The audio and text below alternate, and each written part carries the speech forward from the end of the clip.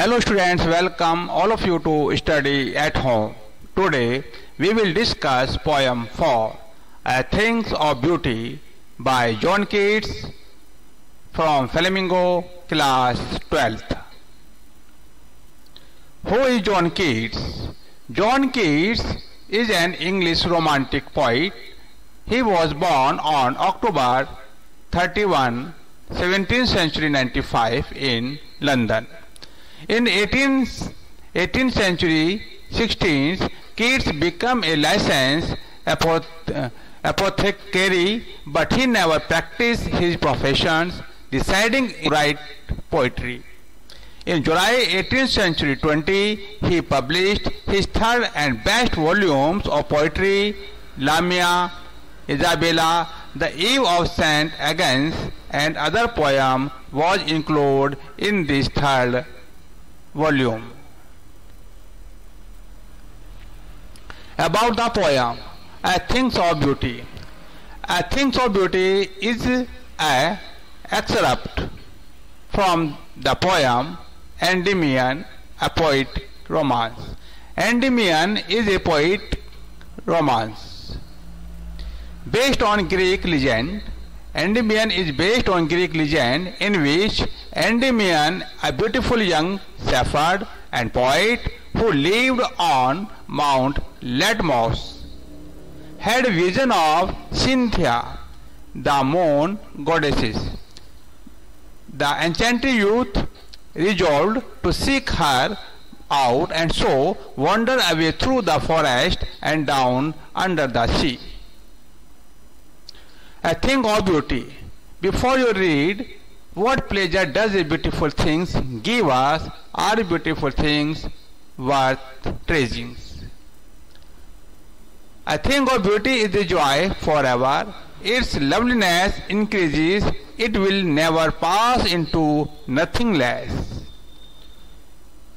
Poet John Keats want to say that a thing of beauty, जो beautiful things हैं, जो object of beauty हैं, सुंदर चीज हैं, is a joy for ever, वे हमेशा खुशी प्रदान करती हैं, वे खुशी का सोर्स होती हैं. इट्स लवलीनेस इंक्रीजेस, और जो ब्यूटीफुल थिंग्स हैं उनका जो लवलीनेस है, जो उनका प्यारापन है, सौंदर्य है, वे इंक्रीज करता है, वे बढ़ता ही रहता है. With the passage of time there beauty increase, समय के साथ साथ उनका जो लवलीनेस है, उनकी जो ब्यूटी है, वह बढ़ती जाती है.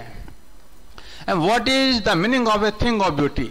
Here the poet is talking about the nature beauty, the actions, deeds, not a physical beauty. Poet यहाँ फिजिकल ब्यूटी की बात नहीं कर रहा है, वह नेचर की बात करता है कि जो नेचर है ब्यूटीफुल होता है, और जो डीड्स हैं, जो गुड डीड्स हैं, जो अच्छे कार्य हैं, वे हमें प्रेरणा प्रदान करते हैं. ये सब सुंदर चीज़ें हैं, हमें हमेशा खुशी प्रदान करती हैं, हैप्पीनेस प्रोवाइड करती हैं, और उनकी लवलीनेस हमेशा बढ़ती रहती है. It will never pass into nothing less. उनकी जो ब्यूटी है, जो खुशी देने का जो सोर्स है, वह कभी कम नहीं होता है, कभी समाप्त नहीं होता है. But will keep a bower quite for us. Bower means shade of a tree. जो पेड़ों की जो छाया है, वह हमें शांति प्रदान करती है. एंड स्लीप, हमें गहरी नींद प्रदान करती है. फुल ऑफ स्वीट ड्रीम्स, हम उसमें बैठकर आनंद लेते हैं, सपने देखते हैं नींद में. एंड हेल्थ, और हमारा स्वास्थ्य बढ़िया होता है. ठीक उसी प्रकार ये सुंदर चीजें भी उस ट्री, शेड ऑफ ट्री की तरह, एक ट्री जो हमें शेड प्रदान करता है, छाया प्रदान करता है, खुशी प्रदान करता है, गहरी नींद लाता है, हम सपने देखते हैं. ठीक उसी प्रकार ये सुंदर चीजें भी हमें शांति प्रदान करती हैं, हमें आनंद देती हैं. क्वाइट ब्रीथिंग, हम अपने सांस लेते हैं. कहाँ? In the shade of a tree. Therefore on every morn, इसलिए प्रत्येक मॉर्निंग में, प्रत्येक सुबह, In every morning we wreathing a flowery band to bind us to the earth. इसलिए हम प्रत्येक मॉर्निंग फूलों के पास जाते हैं और उसकी फ्लावरी बैंड करते हैं, उससे माला बनाते हैं, जिससे कि इस अर्थ पर हम अपने आप को प्रकृति के साथ, नेचर के साथ जोड़ सके, उस सौंदर्य को प्राप्त कर सके. स्पाइट ऑफ डेस्पोडेंस, हम कितने ही निराश हो, डेस्पोडेंस मीन्स सैड, अनहैप्पी, हम कितने ही दुखी होने के बाद भी ऑफ इनह्यूमन डर्थ, और देखते हैं of noble nature of the gloomy days, हम देखते हैं कि जो हमारे चारों ओर है वह इनह्यूमन डर्थ है, वह क्रूरता है, वहाँ मानवता खत्म हो चुकी है, अच्छे कार्यों की कमी आ चुकी है, हम दुखी हैं. इन सब के बाद भी हम नेचर के समीप जाकर खुशी प्रदान या खुशी को ग्रहण करते हैं, हमें खुशी मिलती है. Of all the unhealthy and over darkened ways, हम कितने ही अनहेल्थी हों, कितने ही दुखी हों, लेकिन इन सब के बाद हमें नेचर आनंद प्रदान करती है. Made for our searching, yes in spite of all, हाँ इन सब के बाद भी some shape of beauty moves away the pall from our dark spirit, हमारे जो डार्क स्पिरिट हैं, जो हमारी बुरी भावनाएं हैं, बुरी फीलिंग्स है, इमोशंस है, अंधेरापन है, ग्लूमी है, सैडनेस है, वे सब इन सुंदर चीज़ों के कारण समाप्त हो जाती है और हम आनंद महसूस करते हैं. अब ब्यूटीफुल थिंग्स कौन सी है? The poet is giving here the list of beautiful things, sun, moon, trees, old, young, sprouting as saddy bone. जो God provide us, God ने हमें दिए हैं, जो God ने बनाए हैं. God made, ईश्वर ने सन को बनाया है, मून बनाया है, ट्रीज हैं, जो पुराने पेड़ हैं, नए नए पेड़ हैं, स्पाउटिंग शेडी बोन, और कुछ पेड़ जो नए नए निकलते हैं, वे सब हमें आनंद प्रदान करते हैं, वे सब हमें खुशी प्रदान करते हैं, because they are the source of happiness. For simple sheep and such are daffodils, जो सिंपल जो एनिमल्स जो है, शिप जो है, जो शिप एनिमल और डैफोडिल जैसे फ्लावर भी हमको आनंद देते हैं, खुशी देते हैं. विद द ग्रीन वर्ल्ड, जब हम उन जंगलों में जाते हैं, ग्रीन वर्ल्ड मीन्स फॉरेस्ट, जब जंगल में जाते हैं जहाँ ये डैफोडिल्स और शिप हमें मिलते हैं, तो हमें सोर्स ऑफ हैप्पीनेस का कार्य करते हैं. एंड क्लियर रेल्स, जो स्मॉल स्ट्रीम्स है, जो छोटी नदियाँ हैं, that for them self a cooling covert make against the hot seasons, ये गर्मी के मौसम में, समर सीजन्स के अंदर हमें गर्मी से राहत देते हैं. ये जो नदियां हैं, इनके पास जाने से हमें ठंडक महसूस होती है और हमें आनंद प्रदान करती हैं, हम आनंद को महसूस करते हैं. So they are also source of happiness, they are beautiful things.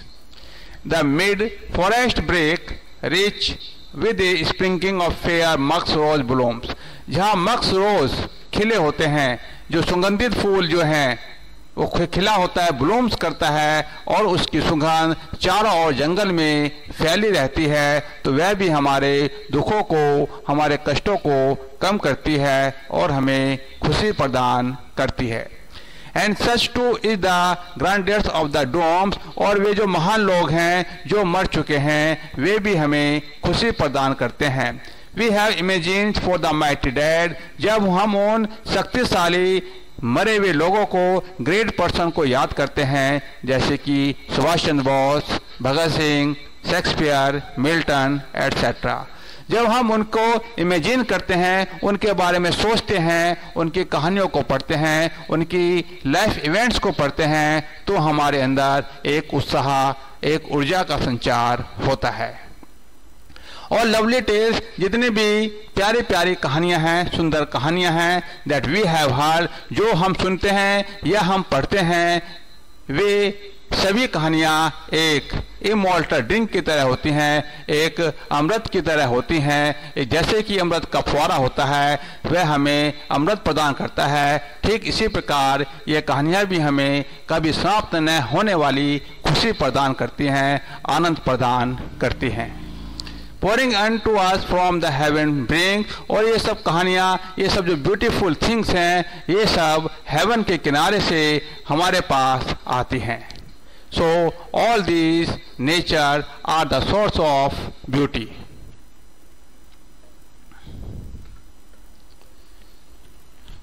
Now literary device.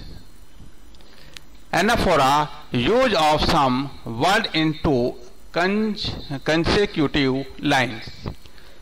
Here two lines of noble nature of all the unhealthy. Here two lines है and both lines are start form of. So this is called two consecutive lines and here is anaphora. Imagery means creating a sensory effect of beautiful things lined up in a strings. There are some examples in the poem. A flowery band to bind us. It creates a sensory effect of beautiful things in our mind. Tree gives shades. It also sprouting shady boon. Growing process of daffodils. Daffodils with the green world they live in. Clear rivers, streams, clear reels. All these lines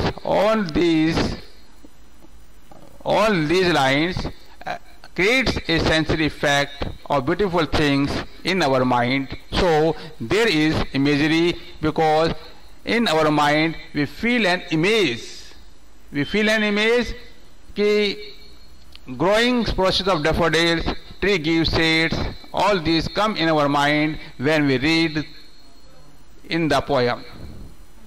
Bushes full of musk rose, sprinkling of fair of musk rose blooms, books describing swellers of fighters, God providing us with best things, pouring from the heavens brink, all these creates an image in our mind. So there is imagery in this poem.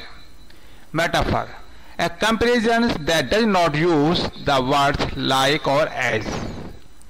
Bower quiet. Calmness of the bower is compared to the calming effect of a beautiful thing. Immortal drinks, beautiful objects of nature are forever like a never-ending portion of a drink. Reading a flowery band, the beautiful things of our life bind us to the earth.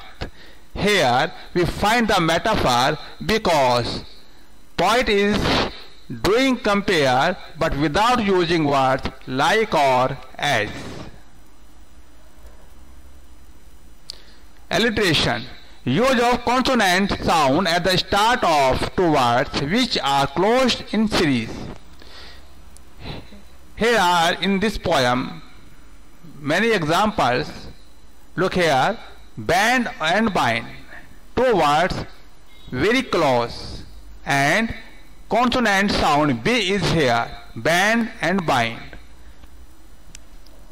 Noble and nature, two words very close and sound is N, no N, N. And like this, sum and shape, two words and first letter of two words are the same, S, and S is consonant. Simple shape, two words, S, two words, first letter is same, S, sprouting, shady, two words, very close, and consonant letter is in the beginning of two words. C is also the example of C, cooling, convert. C is here in this word cooling, first letter is consonant C, and here also C is first letter of the word consonant. H, have, heard, H is here in this word first letter, and in hal also H is here. So we can say that consonant sound at the start of two words, so which are very close in the series, so we can say that it is the best example of alliteration. In this way, John Keats used all figure speech, and this poem is very effective and has a deep meaning. The explanations of this poem is complete. Thank you for watching.